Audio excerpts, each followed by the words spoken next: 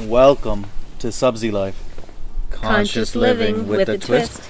My name's Faizan Subzali, and I'm Dr. Saira. And today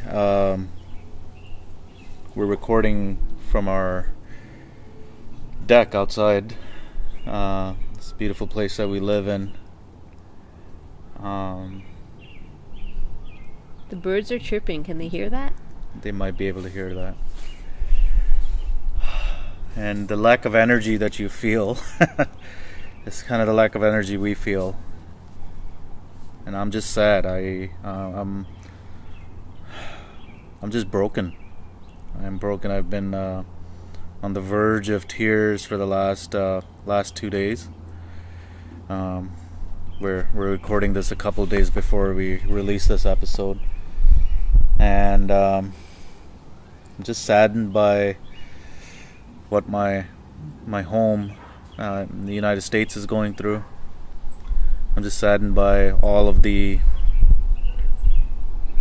places in the world where people are judged and hurt because of their skin color. I'm saddened by my own bigotry, by my own judgments that I have held and continue to hold to this day. I'm saddened by the fact that I have the privilege of sitting in a quiet backyard trying to record a podcast while there are others who struggle just to live their days. And that's just how I'm feeling at this point.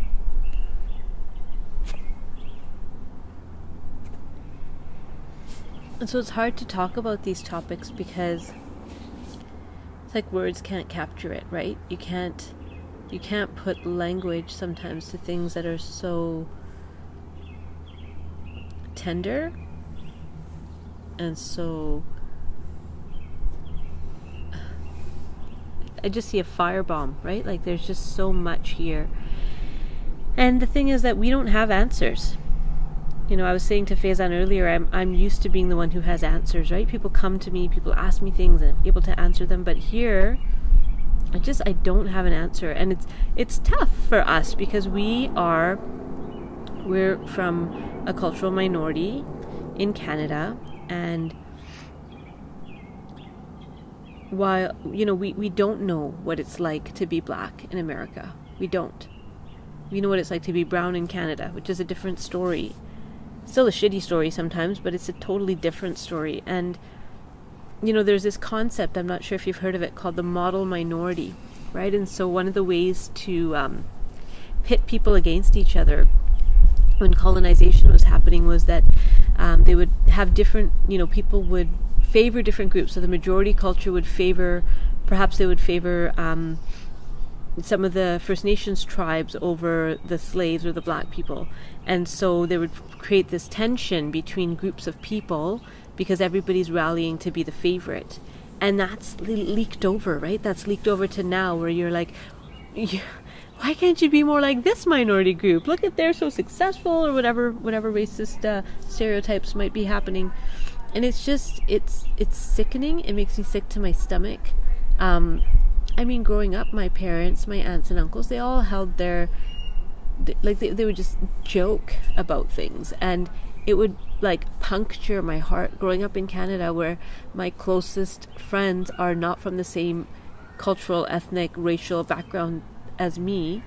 We're all from different places. And it just pierced me. And it continues to pierce me. And I don't know what to do about it. I don't know how I can help. I don't know how to speak up about it because I can relate to the stories in a way, or at least the pain of being singled out, being afraid, being angry. And I mean, this was supposed to be the final destination, right? Like the place where everybody is welcomed, everybody belongs. And that's the story that we tell. But it's not actually true. It's not actually what's going on. And I know we're talking about the States, but it's here in Canada. It's not different. I'm hearing about what's happening in some of the provinces with some of the people that are getting elected, and it's just really, it's scary. And it's hard. And I don't even know how to feel about this. I can't imagine having to teach my son how to, I tell this story of, I remember when I was learning how to drive, and one of the adults that I really trusted, the first lesson he gave me was not how to actually drive, but how to act if and when I got pulled over by a cop. Now, I don't understand what it is to be a black man, but he said, hey, you're colored, this is going to be and I just couldn't believe it. And that's a lesson that I had to learn, and that's a lesson multiplied by a million that my brothers and sisters from another race have to learn. It's just mind-boggling. And I know you were I remember giving a couple years ago, we were going through the border, and I pulled my son aside because he had turned 9, and he looked older. I pulled him aside before we crossed the border to say, okay, hey, this is how you're going to act. This is the way you look at the authority. This is how where you're gonna keep your hands. And it was the tone of voice. The tone of voice, how you're gonna ask questions, body if you're gonna ask posture, questions, yeah. How you're gonna say hello. All of those things and I know I remember you were very upset with me. And I think, I'm assuming you were upset with me, but you were upset with the situation that I actually had to teach our son that, right? And then to be at 9 when he's supposed to be learning how to ride a bike. At 9, yeah. But it was for me. And I'm not trying to compare the privilege that I have with anybody else. I know I'm privileged. I know. I shouldn't even say that. I don't know if I know how privileged I am. I don't know if I've experienced my privilege fully, or can acknowledge my privilege fully. But it is a struggle for me to put myself in a place of a mother or father to lose their child for no over reason. Over a forged check, over a traffic stop, over any of the situations that we've been seeing now over and over. And somebody said that it's not that racism is now happening, it's that it's now being filmed. Right? It's like we can't pretend it's not happening anymore because it's there. Somebody had the balls to record it. But we go beyond that, right? Like I think I know I have been trained to stay quiet. Right? Because you don't want to be the target. I don't want to be the target, but even when and I was talking about earlier my own judgments and what I'll call bigotry, that when my family members say something, I don't say anything back. In my head I could say, what kind of stupid shit are they talking about? But I don't call them out on it. And so I'm part of the problem. Or in our culture, when somebody talks about how fair-skinned and light-skinned a person is, so it's not good enough that the rest of the world sees us as brown and sees us as less than, is that within our own community we go around talking about ourselves and dividing ourselves to say you're less brown than I am. No, it's you're more white than I am, is what it is. That's, yeah. But we know. and again, I just stand by and I don't say anything, even though I don't agree with it. And it's not because, it's not to say I want to start a conflict. But just to stand up for what's right. Just to stand, the kids at school learn about bullying and how important it is to be a champion, right? And to get involved and to let someone know and to support the person that's being harassed. And full-ass grown adults aren't doing that for each other. Fully grown adults are standing around and watching this and participating. Like, it's just sickening. Sickening.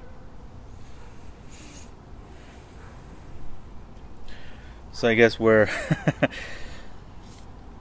one of those, I don't even know why we're recording this, because we have to record something, I guess. Well, we said they get to hear whatever we talk about. They So sometimes we talk about this. No, I know sometimes it's just, I don't have the words, I don't have the knowledge. I am, I've been, the whole day has been a lack of energy for me.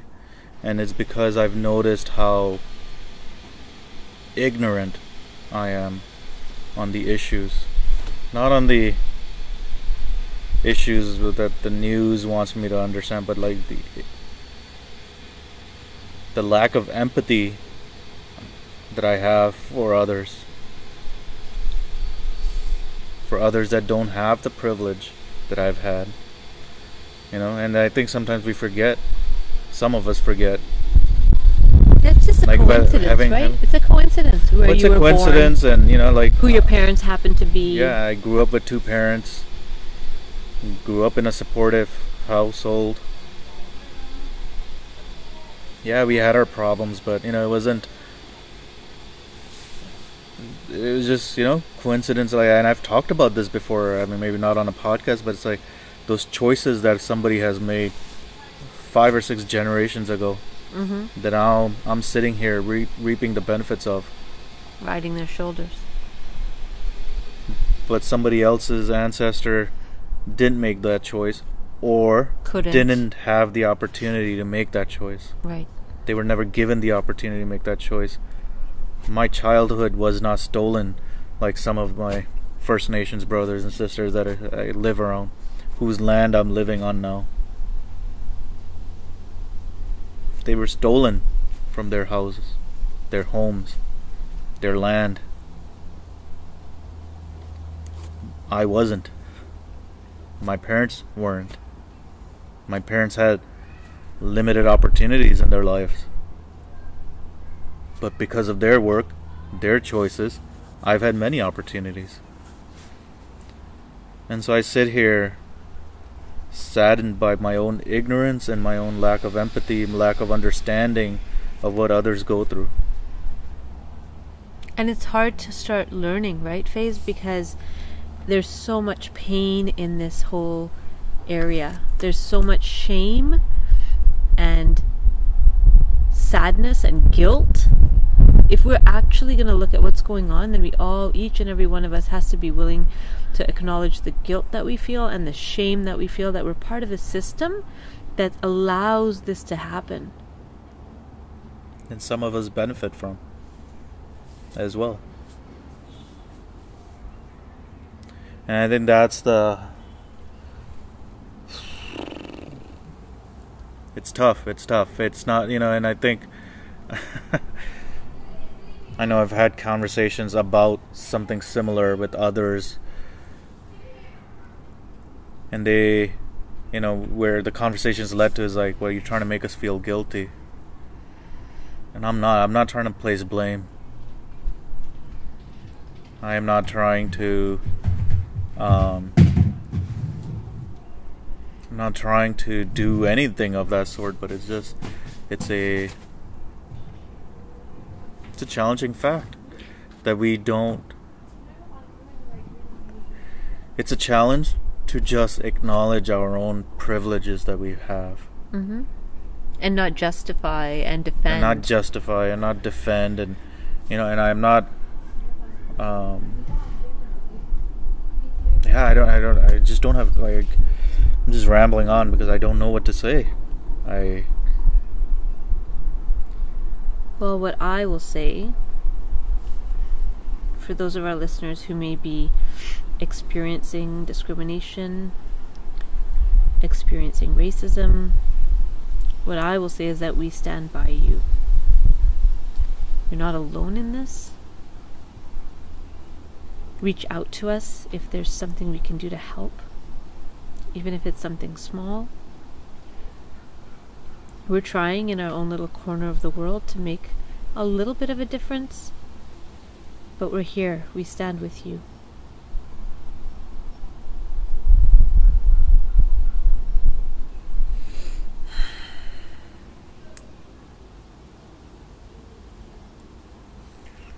So as we close, usually we say smile more and worry less. But today I think I'm